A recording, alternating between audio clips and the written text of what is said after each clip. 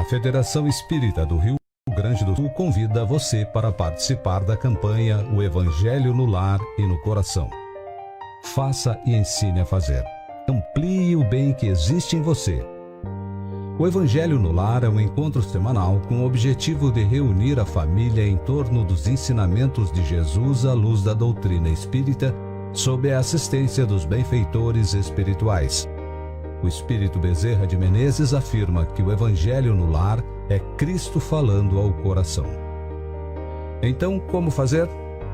Escolha um dia da semana num horário em que a família possa se reunir durante mais ou menos 30 minutos. Crianças também podem participar, assim como visitantes ocasionais. Caso estes visitantes não sejam espíritas, devem ser convidados e esclarecidos sobre a finalidade da reunião. O Evangelho no Lar pode ser realizado por uma só pessoa e o roteiro a ser seguido é o mesmo. É recomendado deixar sobre a mesa uma jarra ou um copo com água para cada integrante, a fim de ser magnetizada pelos benfeitores espirituais. Roteiro para a reunião. Inicie com uma prece simples e espontânea.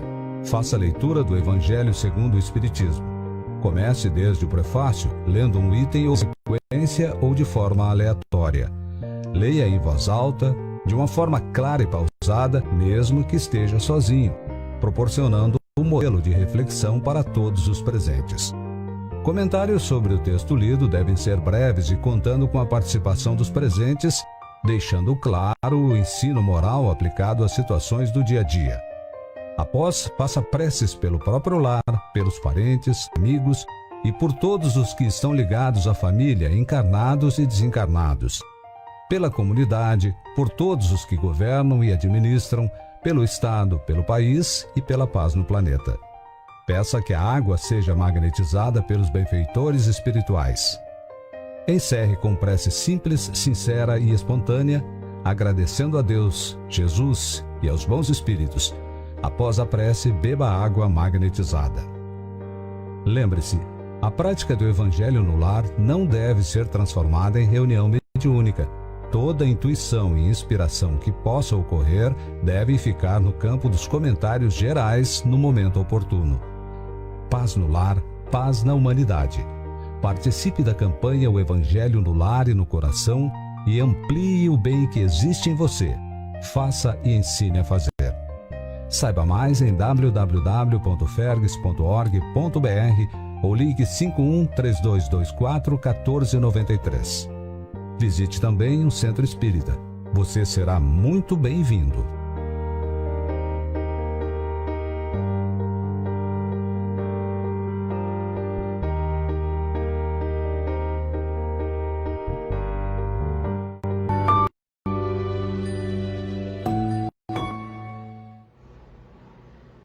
Sábado à noite, nesta capital, foi fundada a Sociedade Espírita Caminho da Luz na Estrada do Mato Grosso, esquina Luiz de Camões, no bairro Partenon.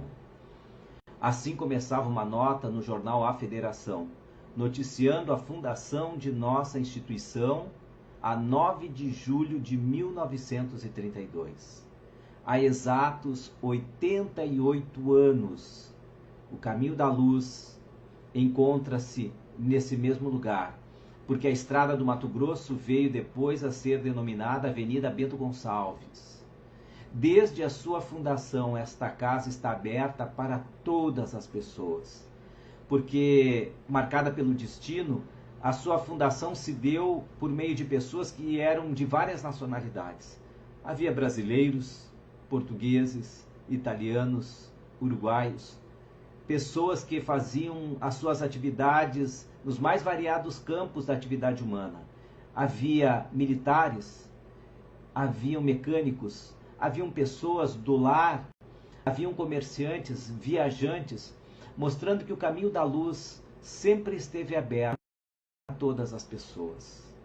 Nós temos histórias belíssimas ao longo de 88 anos.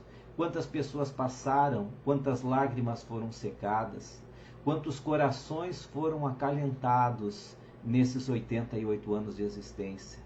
E nós, que hoje aqui morejamos, que trabalhamos, formamos esta grande e querida família do Caminho da Luz.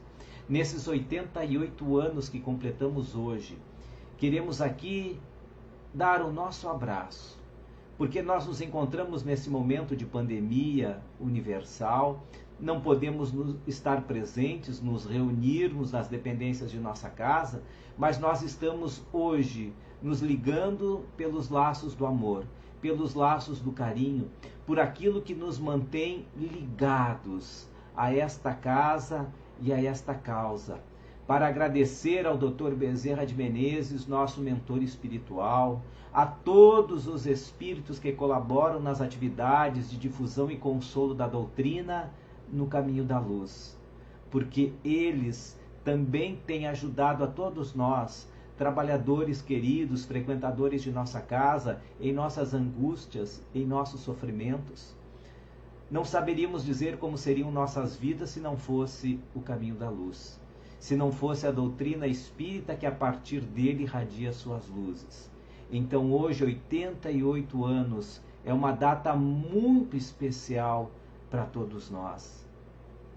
Através daqueles que nos precederam, nomes queridos, nomes ilustres, que todos os trabalhadores aqui vão lembrar, que já se encontram do lado de lá e que hoje fazem parte ainda desta família que cada vez se amplia mais por aquelas pessoas que chegam, pelos novos que aqui estão e que amanhã se encarregarão de continuar dar o seu contributo, a sua ajuda, como se nós estivéssemos numa grande Olimpíada em que nós vamos passando a tocha de uma mão para a outra, até chegado determinado momento de acendermos definitivamente a grande pira, que será a manifestação, que será o símbolo da terra amada, pelos frutos generosos desses espíritos amigos, dessa doutrina acolhedora, desse Jesus, o nosso Mestre,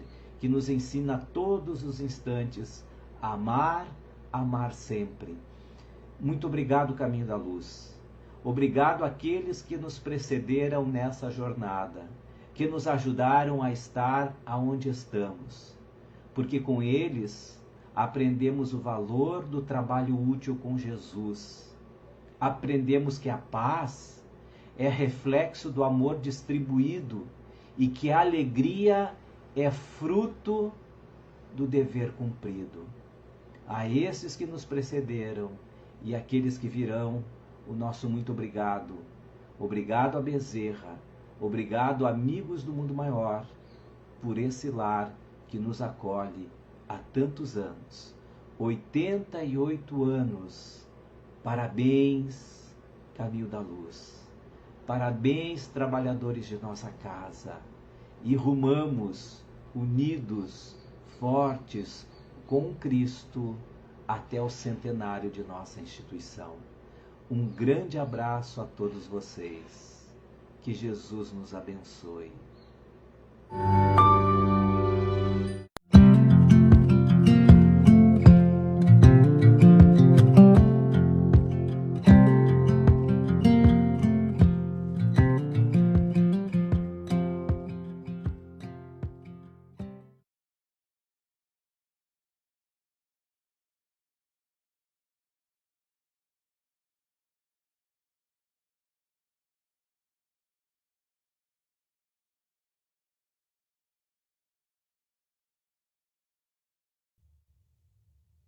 Uma boa noite, amigos.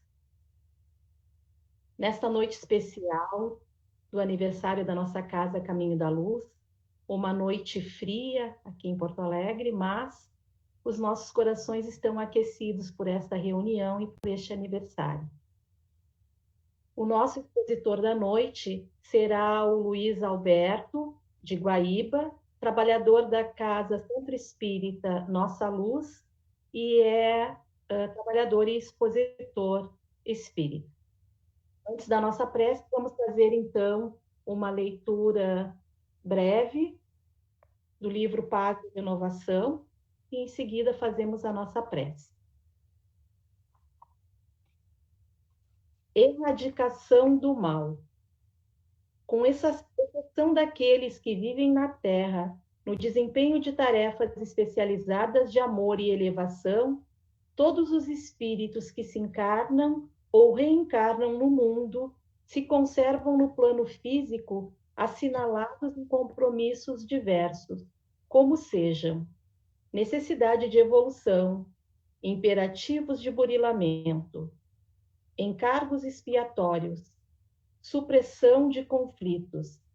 Em vista disto, as piores calamidades suscetíveis de ocorrer na existência particular da criatura serão sempre não conhecer obstáculos, ignorar limitações, jamais facear o peso do fracasso, não ter opositores, não atravessar desilusões, não suportar alguma vez o vazio da solidão. Isto porque só a crise e o sofrimento realizam a mudança, e só a mudança determina a renovação, através da qual o bisturi da vida pode fazer a erradicação do mal no âmago de nós mesmos.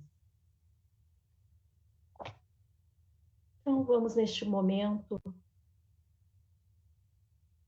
elevarmos os nossos pensamentos até Jesus, nos deixarmos envolver nas vibrações amorosas do Mestre, sentindo a renovação do seu convite, vinde a mim, para que, nas lutas naturais da existência de cada um de nós, possamos ao Mestre recorrer, na certeza de que Ele nos atende nas nossas necessidades, dando-nos a doce consolação, ofertando-nos oportunidades de trabalho para que possamos provar a nós mesmos que hoje somos diferentes de amanhã e que neste trabalho continuado no bem e no amor, estaremos a cada dia nos aproximando daquele patamar de perfeição relativa que todos nós devemos alcançar. E assim, envolvidos nestas vibrações amorosas, todos nós estamos em paz, na certeza de nestas reuniões sorvermos o alimento para as nossas almas. Assim, em teu nome, Mestre Jesus, os mentores amigos da espiritualidade maior, abrimos a nossa palestra nesta noite. Passando a palavra, então, ao nosso querido irmão Luiz Alberto, que Jesus o abençoe.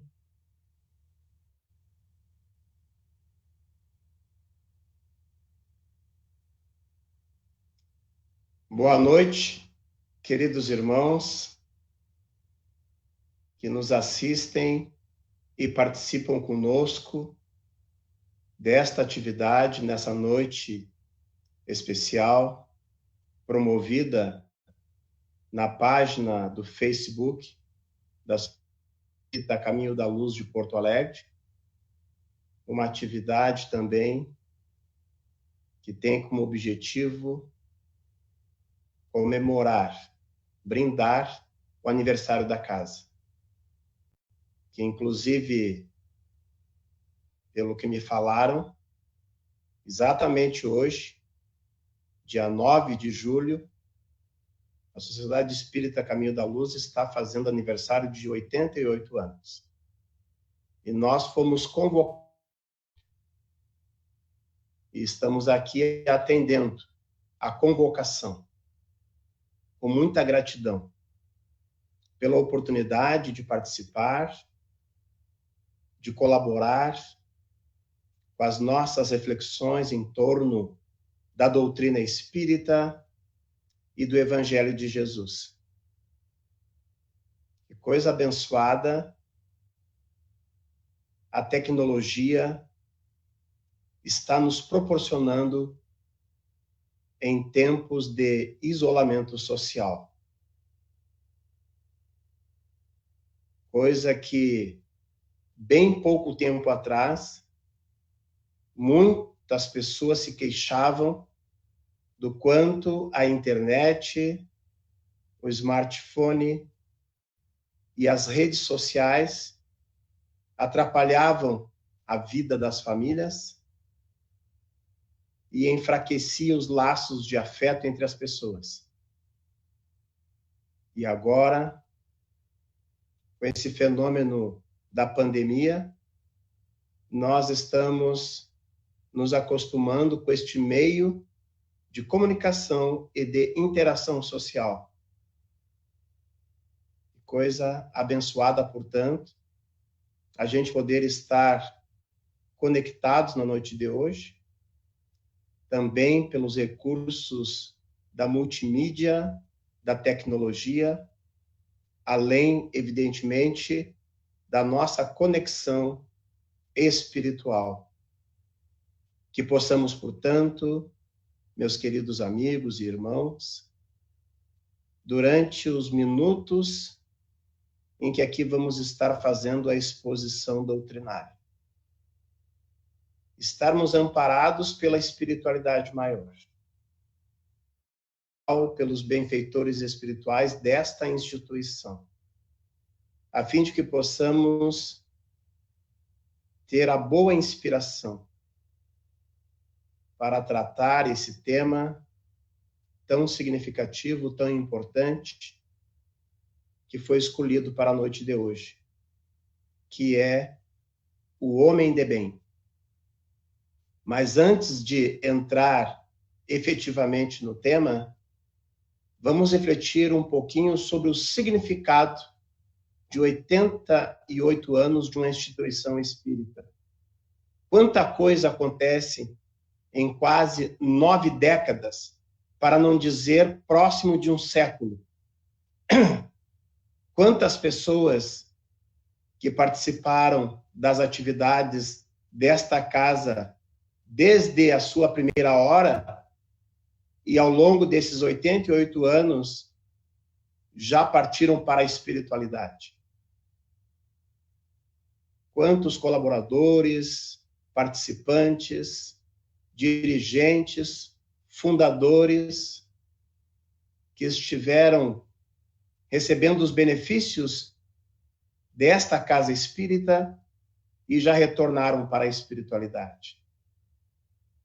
Por outro lado, se vamos olhar a turma que dirige a casa, que trabalha e estuda na casa espírita hoje, raramente vamos conseguir identificar irmãos ainda participantes da casa, encarnados, que já estavam no plano físico quando a casa foi fundada. Portanto, ao mesmo tempo em que muitos que participaram do Caminho da Luz voltaram para a espiritualidade, a grande leva de participantes e colaboradores que hoje são o público, os trabalhadores e os dirigentes do Caminho da Luz, quando a casa foi fundada, ainda estávamos na espiritualidade. E isso é muito significativo. Na medida que a gente sabe que as casas espíritas, sérias e comprometidas com a doutrina e com o Evangelho de Jesus, elas têm a sua matriz, a sua base de origem na espiritualidade. Primeiro nasce lá a instituição espírita e depois se instala os alicerces físicos aqui na dimensão material. E vale a mesma reflexão também para nós, colaboradores e trabalhadores, que às vezes fizemos parte do projeto do plano da Casa Espírita, ainda como espíritos desencarnados. Além disso, costumo dizer que a Casa Espírita serve como uma aduana, posto de fronteira entre dois países, o plano físico e o plano espiritual.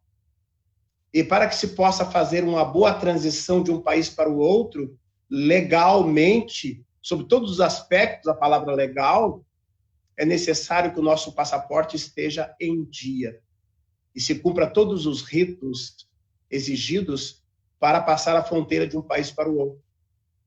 Desta forma, podemos visualizar a Casa Espírita para nós, os espíritas, como esta aduana que confere passaporte e nos dá os subsídios para que a gente possa passar de um lado para o outro com toda a segurança, com bom planejamento, com um bom apoio, um bom suporte dos nossos anjos guardiões e dos amigos espirituais que organizam a nossa reencarnação.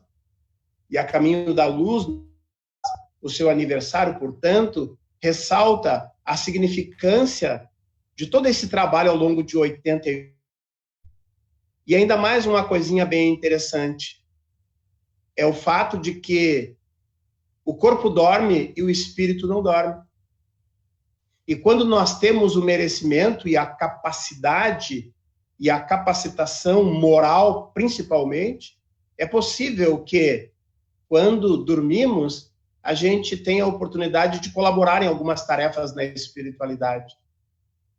E ela funciona 24 horas por dia, na medida em que tem atividades ligadas à casa espírita que acontecem no plano espiritual, mesmo durante o sono dos seus colaboradores, dos seus frequentadores. E aí, se a gente vai olhar nessa perspectiva, uma casa de 88 anos tem efetivamente de bons serviços prestados nos dois planos da vida, o dobro de 88 anos. E olhando desta forma, é que eu quero enaltecer e parabenizar a instituição e todos os seus colaboradores encarnados e desencarnados que fizeram parte dessa jornada de 88 anos. Parabéns, Caminho da Luz.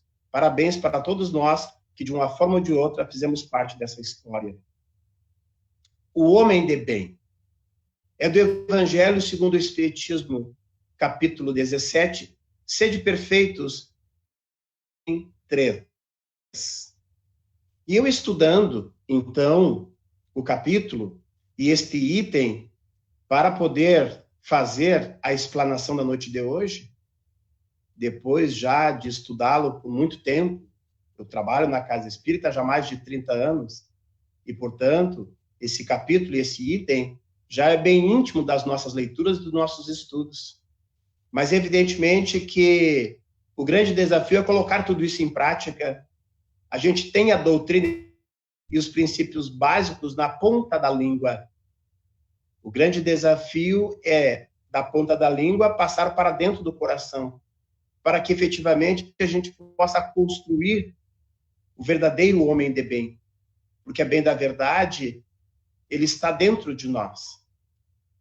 O homem de bem é um homem novo que está despertando nesses dias, nesse momento. E nós precisamos, então, em existenciais, como uma oportunidade, uma escola de aprendizado, para que a gente possa desenvolver as nossas potencialidades. Nós fomos criados simples e ignorantes, imperfeitos. Mas o nosso Criador implantou em nós um chip programado, chamado perfectibilidade.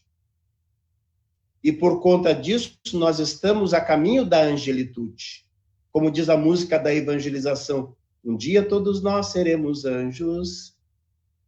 E aí é muito interessante uma colocação que o nosso irmão Isaías Claro faz, dizendo assim: Jesus é o Cristo realizado e nós outros somos Cristos potencializados.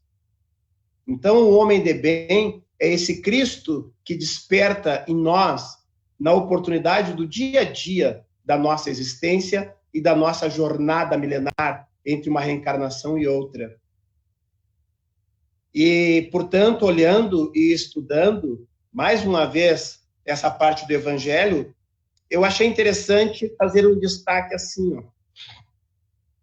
O item 3, que fala do homem de bem, é composto de 20 parágrafos.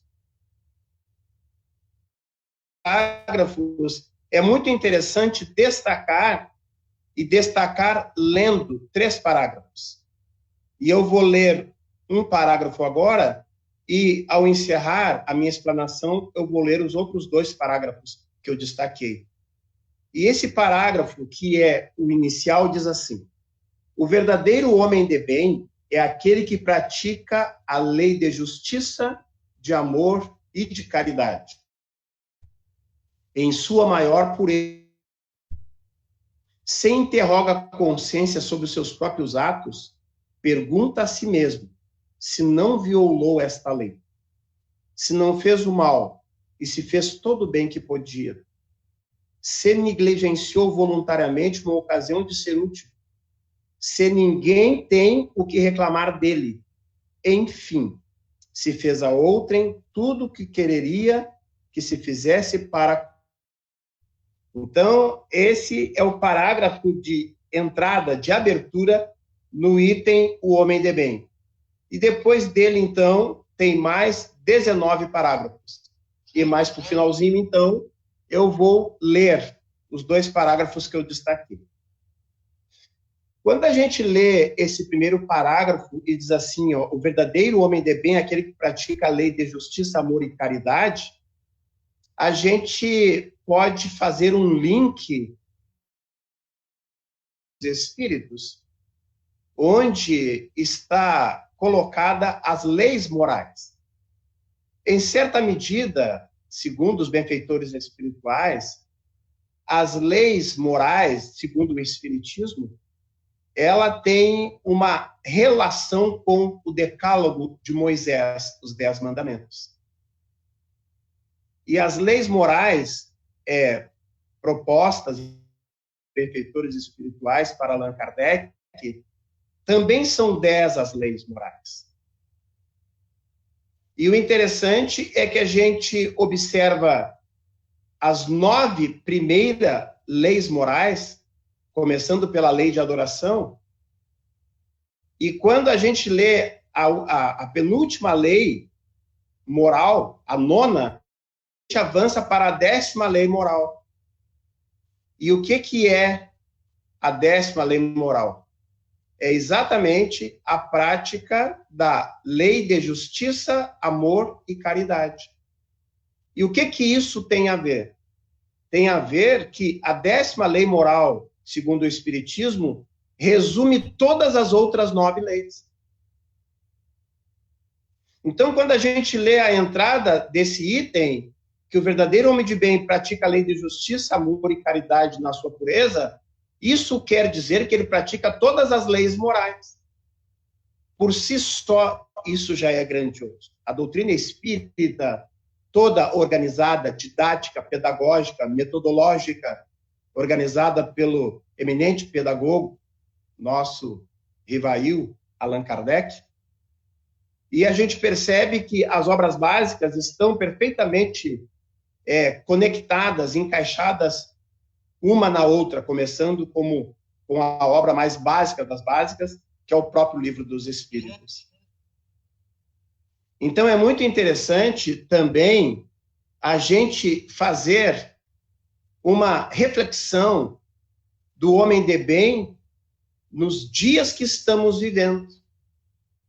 Em tempos de pandemia, como é o desafio para despertar o Cristo interior, para o homem de bem, e até para identificar o homem de bem na sociedade em tempos de pandemia.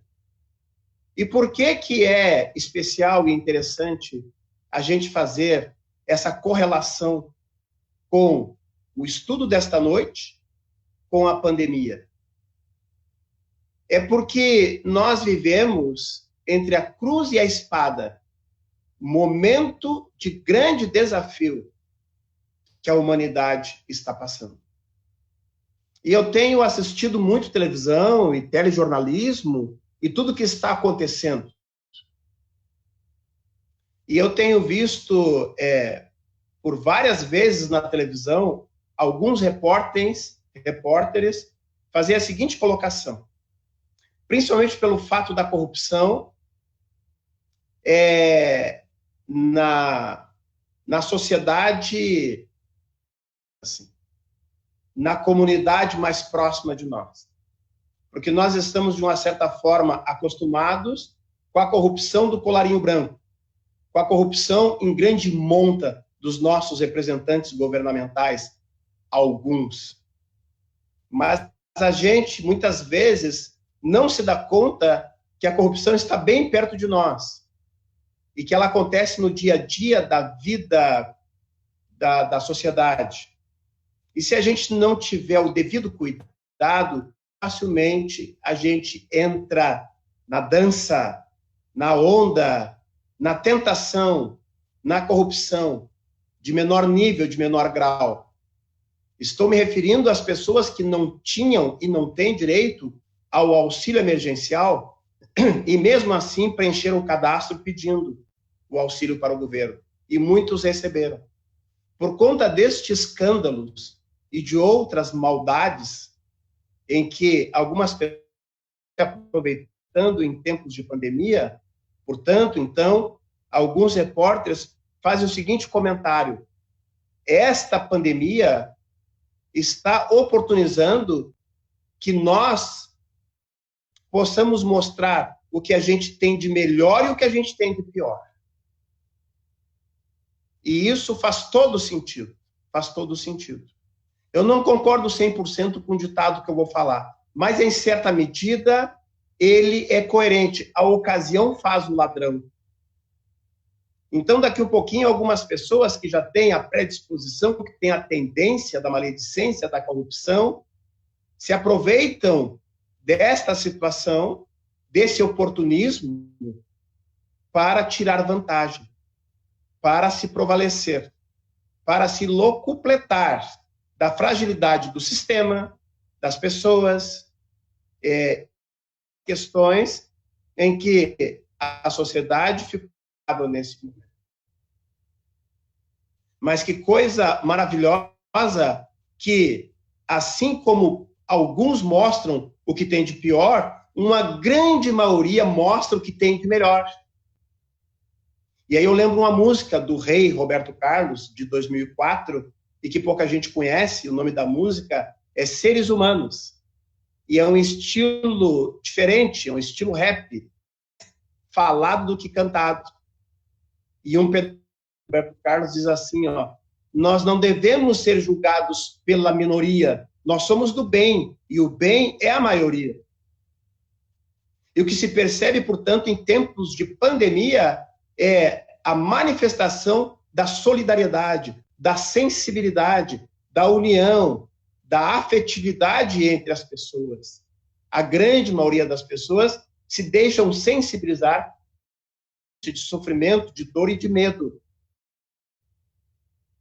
E aí é uma grande oportunidade também de identificar no comportamento das pessoas o homem de bem.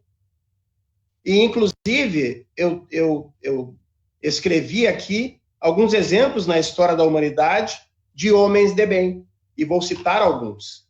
Madre Teresa de Calcutá. Então,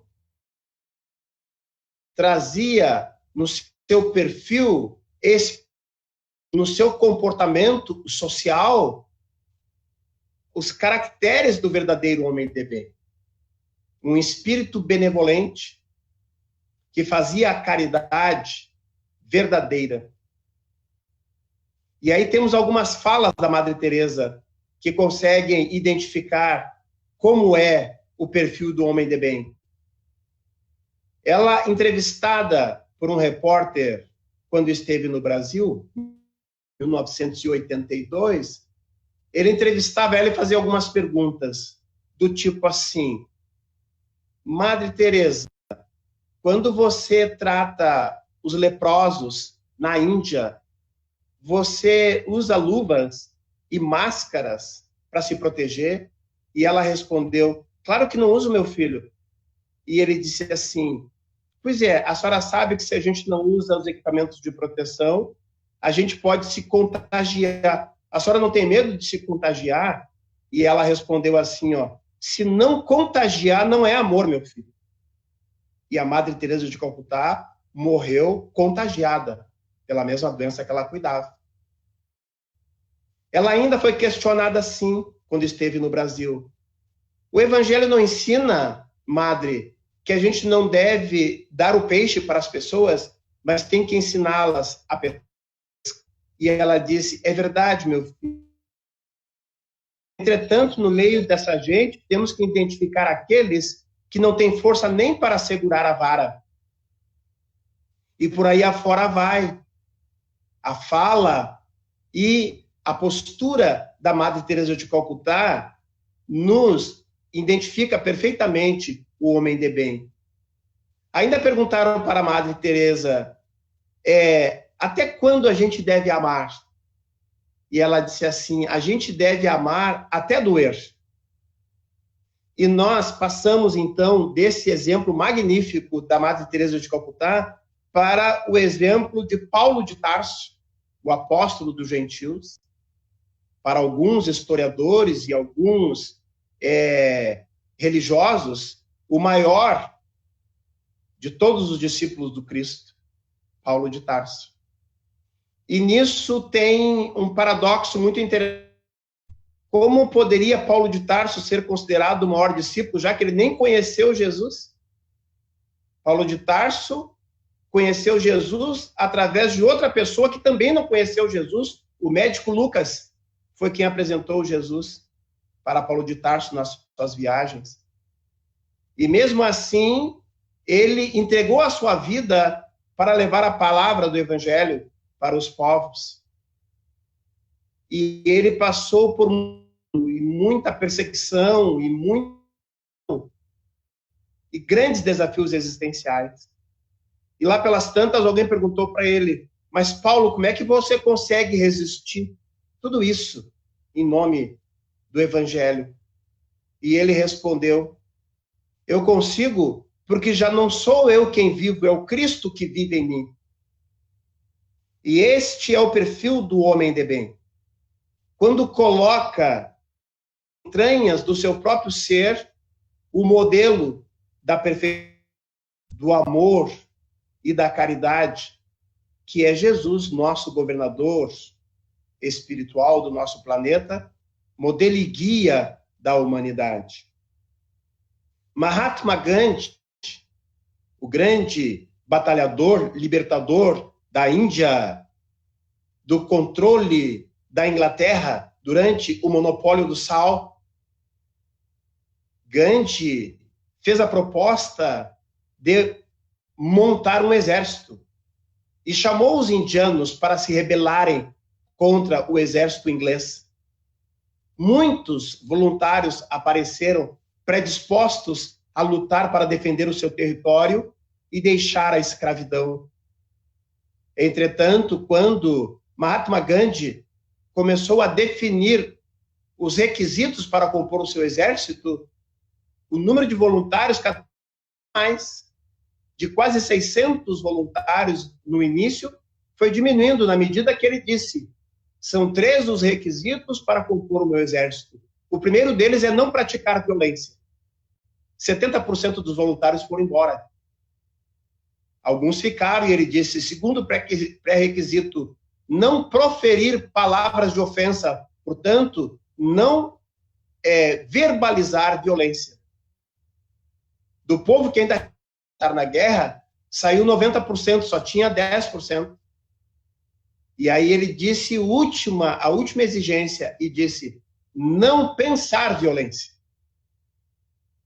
Aí, segundo a história, ele ficou com 80. De quase 600, restaram 80, que se predispunham a lutar na guerra sem usar armas, sem fazer agressões verbais e com pensamento voltado para a paz. É a paz na guerra. E, incrivelmente, o Gandhi venceu a guerra. Venceu a guerra da paz. Na medida em que os seus compatriotas, soldados, avançavam contra os soldados ingleses de mãos para trás.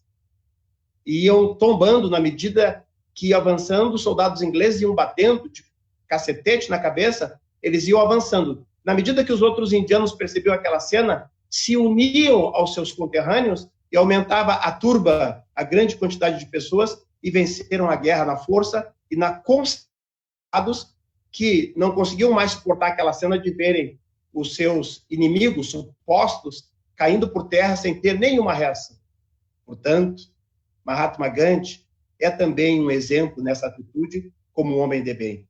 Mas temos Francisco Xavier, o nosso querido Chico, que nós, privilegiados, podemos desfrutar na nossa reencarnação a presença dele na nossa terra, os conterrâneos e contemporâneos de um homem que tinha um apelido, aliás, muitos apelidos, mas para a NASA era o homem psi do século.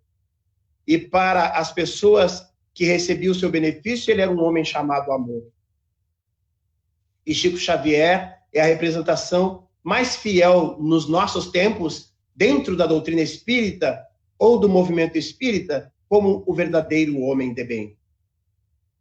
Então, meus queridos irmãos, são exemplos maravilhosos que a gente pode se inspirar para fazer aquilo que está ao nosso alcance. Não somos ainda o homem de bem em toda a sua capacidade, mas nós temos essa potencialidade para alcançar a perfeição. Mas temos que começar. E esse momento de pandemia, portanto, é uma grande oportunidade de passar as mangas e construir a nova sociedade para o novo mundo nesta nova era. E eu também quis trazer aqui, nesses exemplos, um anônimo, para que a gente possa também ver que o perfil do homem de bem está mais próximo de nós que a gente possa imaginar. Porque quando se fala assim, ó, mas Jesus era um espírito perfeito, mas tinha um, mas Madre Teresa, claro, aí fica muito distante, a gente se acomoda e não fizemos o mínimo que podemos fazer da nossa parte. Então, que a gente possa olhar bem próximo de nós, na nossa volta. Eu costumo dizer que Deus, sendo justo, não colocou na Terra apenas uma Madre Teresa, um Gandhi, um Paulo de Tarso e um Chico Xavier. Colocou diversos espalhados pelo mundo, outros nomes, outros CPF, identidade, outra apresentação pessoal, nobres espalhadas entre nós. Costumo dizer que eu tive a oportunidade de conhecer 2 Chico Xavier na minha vida. Eu não conheci o Chico Xavier lá de Uberaba, ou de Pedro Leopoldo, mas conheci 2 Chico Xavier na minha vida. Uma já está na espiritualidade, chamada Irmã Kiki de Guaíba. Uma pessoa que entregou boa parte da sua vida para amar, atender e socorrer os mais fragilizados. Na última etapa da sua vida, era a benfeitora dos indígenas na volta de Guaíba. Mas também tive o privilégio de conhecer outro Chico Xavier na cidade de Rio Grande, a nossa irmã Beth, da Sociedade Espírita Luz no Caminho, que é o Chico Xavier que eu pude conhecer. Pessoas que renunciam, que abrem mão de si mesmo em benefício do próximo. Mas, ainda acompanhando as reportagens da TV, na semana passada, eu vi uma cena que tocou profundamente o meu coração. Porque a TV tem destacado atitudes de solidariedade de profissionais da saúde, de empresas e de pessoas anônimas na sociedade. O que as pessoas estão fazendo para amenizar o sofrimento e a dificuldade dos outros. E então, eu vi num telejornal a nível de Brasil, mas nessa reportagem destacava um episódio em Porto Alegre. Isso me encantou mais ainda. Um jovem com menos de 30 anos de idade, funcionário público, ele pegou uma dessas bolsas de delivery que normalmente se entrega comida, se entrega lanches ou outras encomendas, e ele botou aquela mochila nas costas, aquela bolsa quadrada nas costas, e foi caminhar no centro de Porto Alegre, começando pela fila ali no Cine, perto da Praça da Alfândega, onde o pessoal busca a vaga de emprego. E ele identificou a sua bolsa escrito assim, ó, delivery de currículos. Se você está desempregado e quer a minha ajuda, coloque o seu currículo aqui que eu procuro trabalho para você. E ainda colocou uma frase de efeito dizendo assim, ó, a importância nesse momento de se colocar no lugar do outro. Dizia ele, eu tenho meu trabalho, está garantido, sou funcionário público, estou afastado porque a minha repartição está fechada e alguma coisa eu posso fazer para amenizar. Então ele chega nas pessoas, as pessoas chegam nele com aquela bolsa e falam qual é o desejo da vaga, entrega o currículo, ele bota naquela bolsa e sai nas empresas e vai oferecendo o serviço da pessoa. E aí foi muito emocionante, porque 3 ou 4 pessoas foram entrevistadas, estão trabalhando graças a ele. Esse menino, esse jovem, muito bem representa o homem de bem. Desta forma, meus queridos irmãos, são exemplos que a gente deve seguir. Mas também é necessário que a gente aprenda a se valorizar e que a gente aprenda a enxergar o quanto nós já evoluímos, sob pena de nós nos colocarmos cada vez mais para baixo, mais para baixo, mais para baixo, e isso não nos ajuda a evoluir. A culpa, a autocondenação, só nos coloca cada vez mais para baixo. Temos que despertar a consciência para reconhecer os nossos erros, as nossas imperfeições. Mas nós temos que contrabalançar pecados com as nossas boas obras, as nossas boas ações. A pergunta que não quer calar: o que nós estamos fazendo nesse momento? Em tempos de pandemia, nós podemos identificar em nós a potencialidade para o bem, para a caridade, para a solidariedade, para a paciência dentro dos lares, vida que as famílias estão convivendo nunca como antes. As famílias estiveram compulsoriamente de conviver, pais e filhos, cônjuges, jovens, idosos, conviver em tempos de isolamento social. Esta é a hora de deixar florescer o homem novo, o homem de bem, o Cristo interior, nas nossas relações interpessoais, principalmente dentro dos lares, para que a gente possa também se exercitar, evoluir e auxiliar nesse momento fantástico de transição planetária, uma vez que a pandemia também tem esse papel. A pandemia tem caráter biológico, patológico, psicossocial, com todos os efeitos colaterais de ponta a ponta no planeta, na medida que os países mais ricos e as pessoas mais poderosas não estão isentas, e muitas já pereceram, outras foram afetadas. A angústia toma conta de toda a sociedade terrena. E o homem de bem tem que acordar agora. Esta é a hora. E, portanto, nós precisamos nos perguntar o que nós estamos fazendo para ajudar na transição planetária. Nós nos colocamos como para ficar na Terra? Veja, ao longo da história da humanidade, numa visão religiosa, todos gostariam de sair da Terra para ir para um mundo melhor. Nós, espíritas, que temos essa perspectiva da evolução planetária e da hierarquia dos mundos, sabemos que muito em breve a Terra transformar-se-á de um mundo de expiações e provas para um mundo de regeneração. O que tem de melhor nesse momento é o desejo, a possibilidade de ficar morando na Terra. Isso é necessário fazer a nossa parte. Este é o momento da separação do joio e do trigo. De que lado nós vamos ficar? Então, nós estamos a caminho da perfeição. E o nosso planeta está migrando para um mundo melhor. E a pandemia é um instrumento, é uma alavanca que, mais uma vez, vem através da dor, do sofrimento, da angústia, convocar a sociedade terrena para o despertar das nossas virtudes. Nós já estamos encaminhando o encerramento da nossa fala, mas antes quero ler os 2 parágrafos que eu destaquei neste item do Evangelho e depois contar uma história.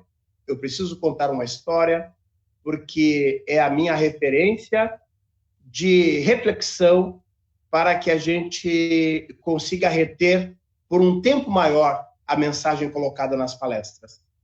Então, vamos ler os 2 itens.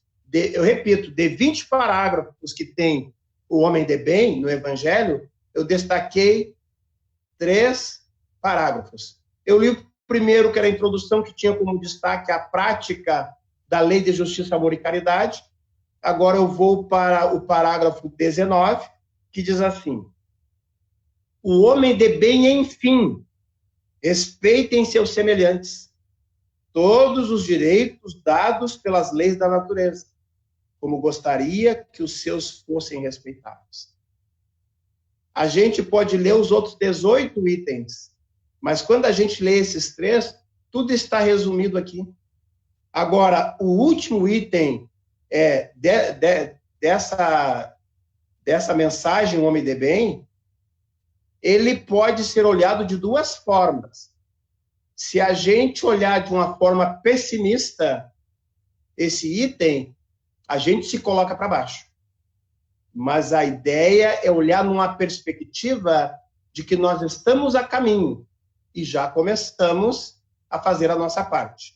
Diz assim o último parágrafo desse item: esta não é a ação de todas as qualidades que distinguem o homem de bem. Poxa vida, com tudo isso, ainda falta alguma coisa? Poderiam alguns argumentar. E conclui dizendo assim: mas todo aquele que se esforça em possuí-las está no caminho que conduz a todas as outras. Ora, meus irmãos, então o que nos resta?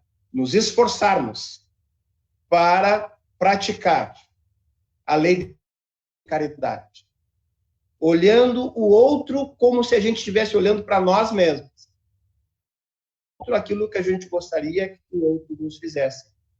E, evidentemente, está implícito não fazendo ao outro aquilo que a gente não gostaria que o outro nos fizesse.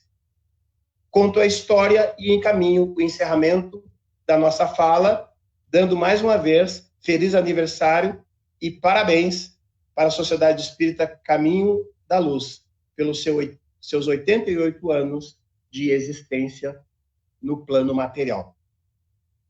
Conta-se que um rei tinha 4 esposas e ele estava moribundo no seu leito, já contando os dias para morrer. E ele, então, mandou chamar a 4ª esposa, que, no caso, era a mais jovem e era a última esposa que ele tinha conseguido. E ele disse assim para ela: amor, eu vou morrer e tenho medo de seguir para o outro lado da vida sozinho. Tu me acompanha? E a 4ª esposa diz assim: ah, meu querido, tu me desculpa, eu posso ir contigo no máximo até o cemitério. A 3ª esposa, e a 3ª esposa era a antepenúltima, a penúltima que ele tinha conquistado, que era também um pouco jovem, e disse para ela: amor, eu vou morrer em seguida e tenho medo de seguir para o outro lado sozinho, tu vai comigo? E ela dizia: tu me desculpa, meu amor, eu não posso ir contigo, eu sou muito jovem e pretendo casar de novo. Então ele mandou chamar a sua 3ª esposa, que no caso já era mais experiente, já não tinha tanta beleza. Então ele disse para ela: amor, eu vou morrer, tu me acompanha na jornada para o lado de lá do túmulo? E ela disse: ó, meu querido, eu vou providenciar num funeral digno para ti, num ótimo caixão, e vou te acompanhar durante todo o velório, fazendo muitas preces, mas eu não posso te acompanhar. Não restando alternativa, então ele chamou a 4ª esposa, que no caso era a primeira, a mais antiga. Ele, desde o início, enfrentou todos os desafios com ele, e era a mais velha de todas as esposas, e era a menos linda, menos atraente. Então ele disse assim: amor, eu vou morrer logo em seguida e tenho medo de ir sozinho, me acompanha? E ela disse: ó, meu bem, eu nunca vou te abandonar, pode contar comigo, para onde tu for eu vou junto. E ele disse: ó, muito obrigado, querida, graças a Deus não vou partir sozinho. Meus queridos irmãos, esta história, ela ilustra bem a nossa vida, porque todos nós temos 4 esposas. A nossa 4ª esposa é o nosso corpo físico, que atravessa toda a jornada existencial com nós. Mas no dia da nossa partida, ele fica no cemitério, ele não vai além. A nossa 3ª esposa são os nossos bens materiais. Com dignidade, trabalho e honestidade, a gente pode adquirir tudo o que a gente quiser. Mas é que no dia da nossa partida, a gente não pode levar ele junto. E os bens materiais significam aquela esposa jovem que vai casar de novo, porque os bens materiais vão trocar de mãos, vão trocar de donos, mas não podem nos acompanhar na jornada espiritual. A 3ª esposa é a nossa família, que nos ama, que nos cuida, que nos acompanha, e mesmo assim vai providenciar no nosso funeral e vai chorar no nosso velório, mas não vai poder ir conosco a nossa família. E quem é a nossa 4ª esposa? É a nossa alma. Somos nós mesmos. Conhece-te a ti mesmo. O grande investimento que temos que fazer é em nós mesmos, porque a nossa alma vai nos acompanhar. Nós vamos junto para onde formos. Que Jesus nos abençoe. Um beijo no coração. Muita paz, meus irmãos.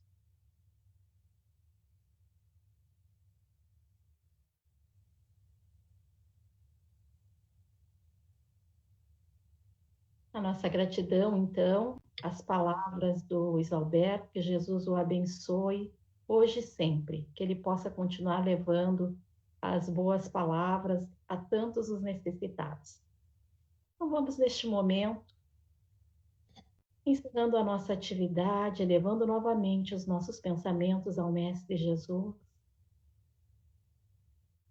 sentindo a presença do Mestre junto a nós, nestes momentos peculiares das nossas existências, onde está junto a nós, amparando-nos na nossa caminhada, mostrando-nos o caminho e fortalecendo-nos para que possamos vencer a nós mesmos, caminhando rumo a essa evolução da qual nenhum de nós pode ou deve fugir.